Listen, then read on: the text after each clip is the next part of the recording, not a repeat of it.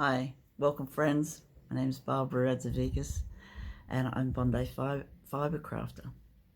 For most of my life I've been a quilt maker and quilts are my main focus here. I do some knitting and some sewing, but quilts are my primary focus. I love quilts and I love scrappy quilts mainly. Most of my quilts are made from random pieces of fabric, so if this content is something that you would like, please feel free to subscribe, and so glad to see you here, like-minded friends, crafters, quilters. Okay, so today we are going to look at settings for my hexagon quilts. This is not all the settings, but settings are so interesting, aren't they? I mean, you can have so many different settings for how you lay out your hexagons, and this is just 3 of them. So I'll let you have a look at them. There's one that is a 1-inch hexagon that I've done in a sort of a vine type setting, and it has got the periodic table in it. So interesting. The next one is a 3-inch hexagon that I've done in a grandmother's flower garden. It's big hexagons, and they are my 2 whips. 2 works in progress that have been going for years. And lastly, I'm going to put those up when I come back home, is a snowflake quilt, one of my top 4 quilts. So I hope you join me for that. Hi friends, quilting friends. We're going to talk about more quilts. I've got a couple of hexagon settings that I'll talk about today. One is hanging up here, and it's very hard for me to get space to hang up a full-size quilt. This one is just a top at the moment, and I'm waiting to pin it up. It has been like this for a couple of years, I'd say. I do have a couple of long-term quilting projects. I think everyone does who quilts. Anyway, this is one of my long-term quilting projects. I have finished the top, which is a good thing. I thought we'd have a look at that, and it is a 1-inch hexagon, so I thought we'd have a look at the 1-inch hexagon that I have got ready to go, and a 3-inch hexagon that I've got ready to go too. Not quite up to the same spot, but it's a top. Still needs more. Let's have a closer look.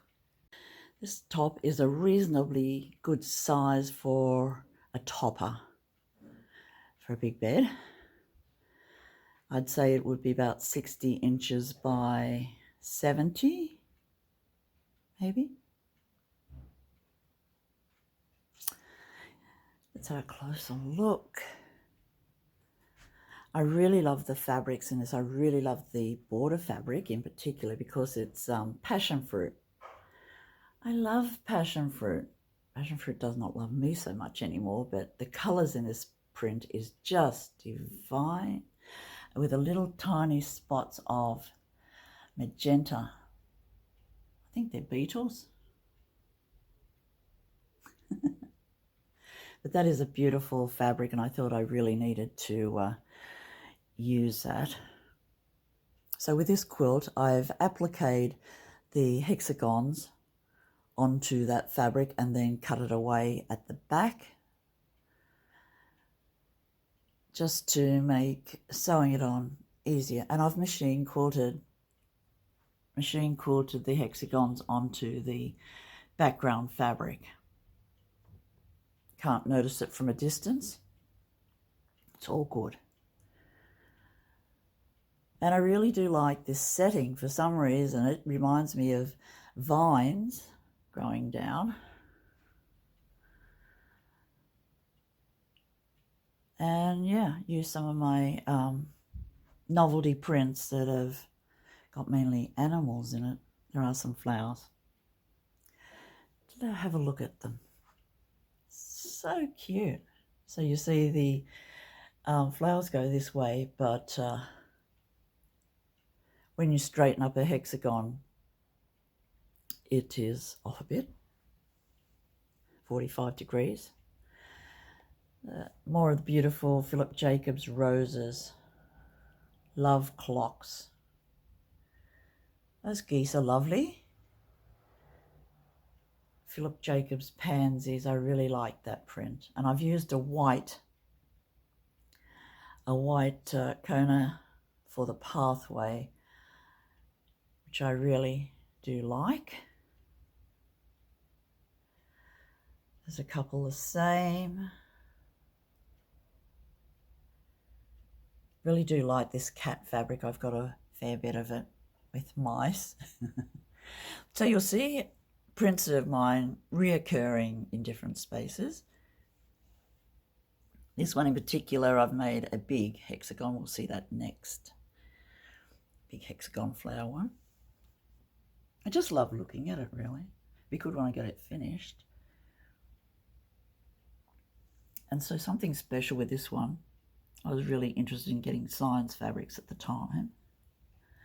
And I love the periodic table.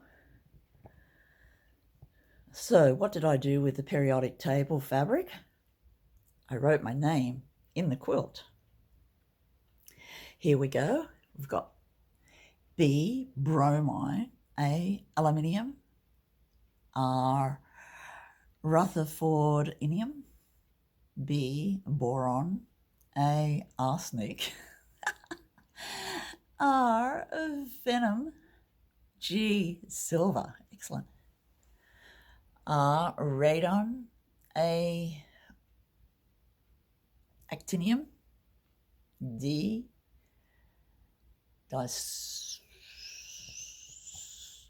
diasporium, Z, zinc, E, vanadium,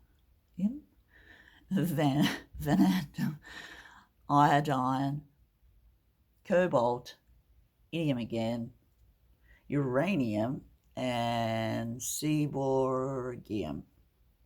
So yeah, wrote my name. Thought that was nifty. In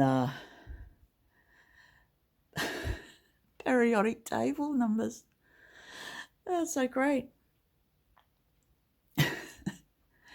I don't know, it just makes me have a laugh. I like those sort of quilts, where they're happy and exciting. Really love this print. Just love the greeny blue with the pink, yellow, mustardy colour. It's just beautiful.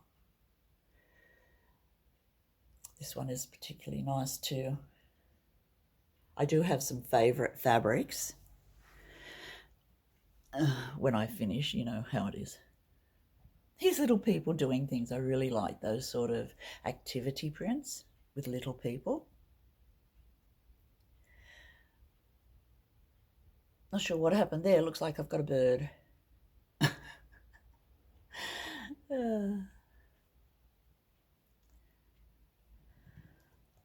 So that is the top of my whip, one of my whips. I think this is the furthest most along whip I've got. I really do like how you can have different settings for the edges of Hexagon quilts. So this one with the applique was pretty good, and I'm also going to do it with the big hexagons too, just to yeah. So let me know, what do you think about settings? Have you thought about how you're going to put your hexagons together once you've got all your flowers? Or you're just going to have a grandmother's flower garden? I don't mean just have. I mean, are you going to have a grandmother's flower garden, or are you going to do something a bit different?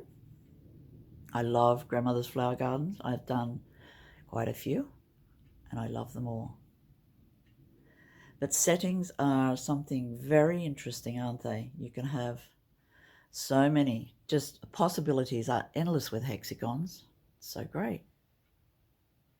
Now this is the back of this quilt, and as you can see, I have applicated, but I haven't trimmed it yet.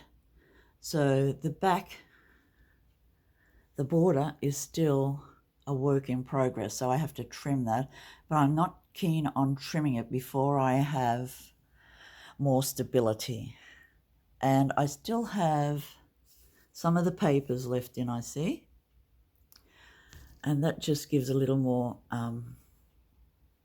stability to the edges, I think, but I probably have missed them. There's only a few left in, so something to think about. This is how easy it is to applique the hexagons top to a border. I think it's pretty good. Just need to trim it. And this is the back of my hexagons. I will iron it again a few more times before I make it into a quilt. But you can see my whip stitches are very small and tight. That's so the colours don't show on the front. This is another setting. So this is for the bigger hexagons, the 3-inch hexagons. I haven't finished it. I'm hoping I haven't run out of the black and white fabric. So you can see it's just a great big grandmother's flower garden with 6 hexagon flowers. I'm at home by myself, so it's very hard to hang pieces up on my cupboard, you know, without it falling off. I did find a really heavy cast iron dog money box to put on top, but this is the best I can do, I'm sorry. And I hope the black and white doesn't wobble, you know how those prints do. But these are mainly Philip Jacobs prints, except for the middle one and that beautiful orange one there. Love those colours in this. This is just a beautiful, beautiful print. They all are. This one I made a skirt out of because I love, I'm sorry, the thing is going to droop. I haven't got enough weights. I love the butterflies. I'm just about at the end of my K-Facet collective fabrics of my collection.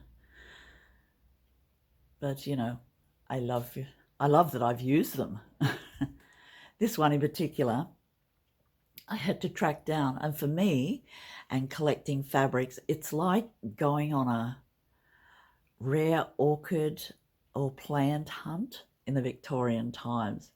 And once I get my mind gets fixated on a particular print or colour or whatever's going on in the print that I particularly love, even the black and white, I have to go to no ends to find it, to buy it, and to have it, and then cut it up. It's, I don't know, it's a very focused type of collecting with fabrics for me. I do not just collect willy-nilly for the sake of buying fabric. I don't do that. And the fabrics I do buy are not big pieces. The most I would buy would be a metre. So yeah. There was one piece of fabric, it was a Philip Jacobs red fabric, and someone put it on their Facebook page and I just loved it. And it was out of print, no longer available. And I asked my friends, you know, if anyone had any that they could spare. And someone in New Zealand said they had 2.5 meters that they would sell me. I mean, they gave it to me. It was just amazing. I was so happy. And yeah, that was one of my prized collecting adventures. But yeah, you just never know, do you? And so the back of these hexagons are sewn in the same way as the small ones. papers are all still in this quilt. Just waiting for me to take out. The centers I've done in 3 parts. So I really do like the configuration of that center block in these blocks, except for the clock, which I love. Colors are beautiful. Clocks are lovely. And the owls. So yeah, that's a couple of settings, and these are my projects still in wait. They might have to wait until it gets a bit cooler for me to pin them up. We'll see how we go. This is another setting that I really do like. It's Snowflakes. I have made a beautiful big quilt out of this pattern. I have to wait until John gets home to help me hold it up, but this is just a great way to, I don't know, go on a tangent. The colors are lovely. It's a big snowflake. So many possibilities. Look at this exciting pile, friends. Quilts from the quilt cupboard, and this is what I'm going to talk about next year. There's quite a lot to talk about. Different themes of quilts, how I choose colours, shapes, size. Size isn't always a big thing with me, but you know, I just go with the flow mainly.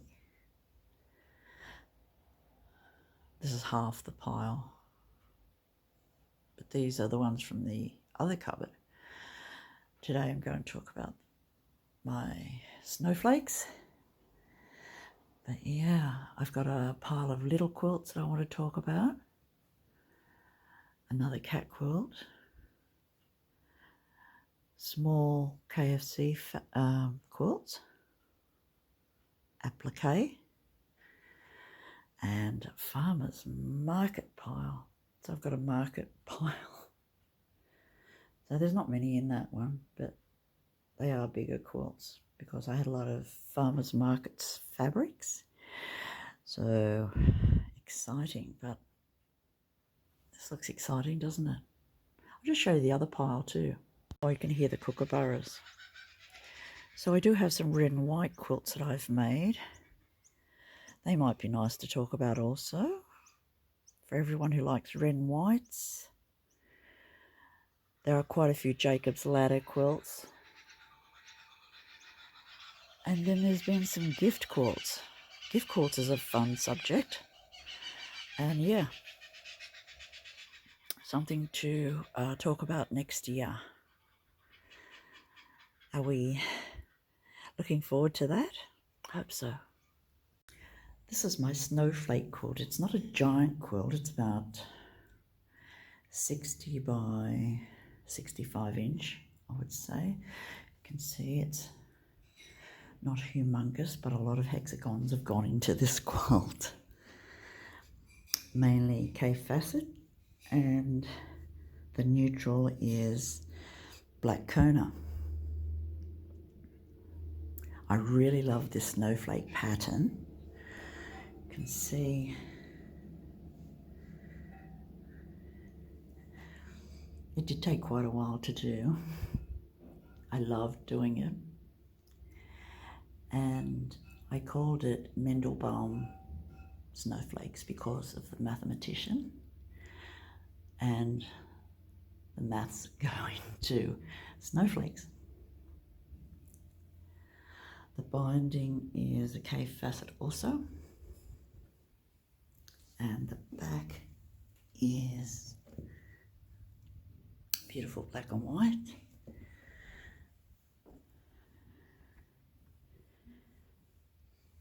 So you can see I started with the central grandmother's flower garden and progressed from there.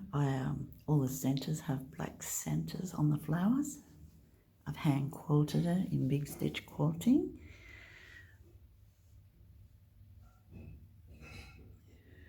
And the border has just my sticky tape border. I'm really happy with how this one turned out. This is one of my 4 main favorite quilts that I've made. This was 2017. I think the setting is lovely. It goes from dark in that corner to light.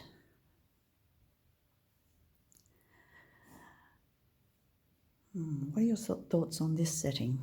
I really love it. It's not one that I'm going to dash in to make another, ever. Mainly because I can't make it any better than it already is. And I just love it.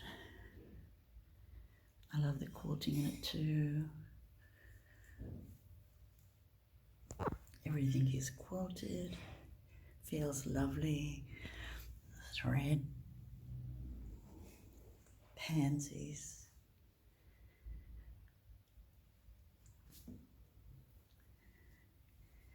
Don't think that's a cave facet. I think it's escaped. And that one too. This one is particularly beautiful.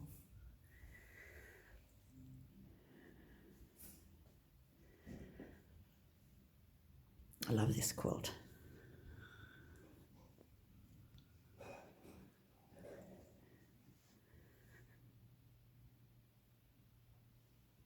Thank you for joining me today, friends. Please like and subscribe if you like this content. I hope you do. And I'll see you soon. Bye.